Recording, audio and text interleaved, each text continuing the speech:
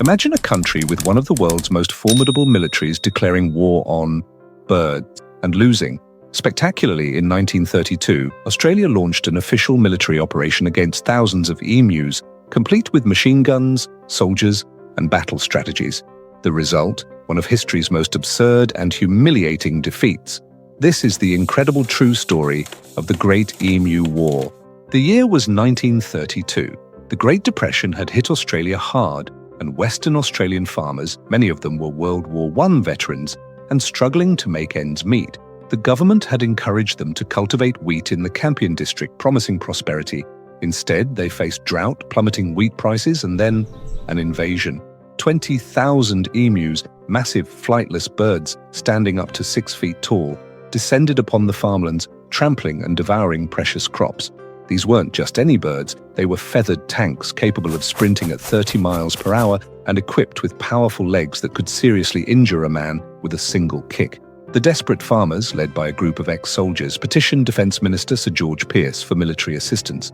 Pearce, seeing an opportunity for some positive PR and pest control, promptly declared war on the emus. Yes, you heard that correctly. An official military operation against birds. What could possibly go wrong? Enter Major G.P.W. Meredith of the Royal Australian Artillery, commander of this unusual campaign, along with 2 soldiers, 2 Lewis machine guns, and 10,000 rounds of ammunition.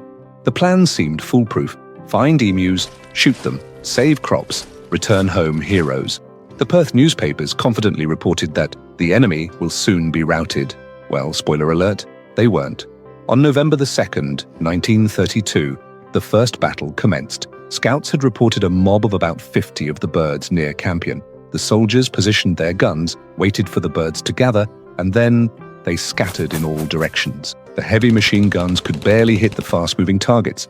Day 1 score, Australia 0, birds 1. For the second confrontation, the troops devised a new strategy, ambushing the enemy at a local dam. This time, they managed to kill a number of the birds before the machine gun jammed. The remaining birds, displaying what Major Meredith later described as remarkable military tactics, split into small groups and scattered, making them nearly impossible to target effectively. And here's where they really showed their tactical genius. They seemed to understand the range of the guns and kept just far enough away to avoid being hit. When the soldiers did get close, a designated lookout would seem to warn the others. The Major himself reported this behavior, noting with grudging admiration that each mob has its leader, who keeps watch while his fellows busy themselves with the wheat. After a week of embarrassing defeats, the military had fired over 2,500 rounds of ammunition to kill fewer than 200 birds. That's just over 12 rounds per bird for those keeping score.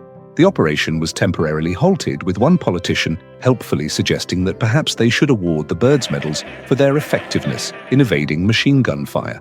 But the war wasn't over yet. The farmers demanded reinforcements, and Major Meredith returned to the battlefield in November. This time, they claimed more success, killing about 990 of the birds with 9,900 rounds. That's still 10 bullets per bird, and the remaining 19,000 continued their agricultural terrorism unabated. Meanwhile, the international press, not unsurprisingly, had a field day. American newspapers mockingly reported on Australia's defeat, with headlines stating that even with machine guns, they still couldn't defeat the birds. One journalist even claimed to have conducted an interview with a commander of the bird forces who reportedly said the Australian Army's retreat was the most sensible thing they've done so far. By December the 10th, Major Meredith withdrew his troops for the final time. In his official report, he compared the birds to Zulus and admitted that if we had a military division with the bullet-carrying capacity of these birds, it would face any army in the world. So what lessons did Australia learn from this feathery fiasco?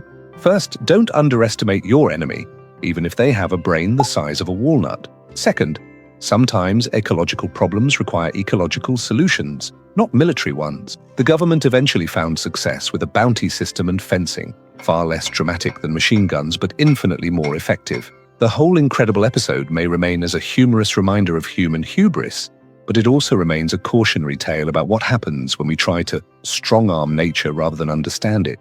And as for these giant flightless birds, they're still thriving in Australia today, perhaps occasionally gathering to celebrate their unlikely military victory against one of the world's great powers. In the grand scheme of history's strangest conflicts, this one truly takes the cake, or should I say, the wheat.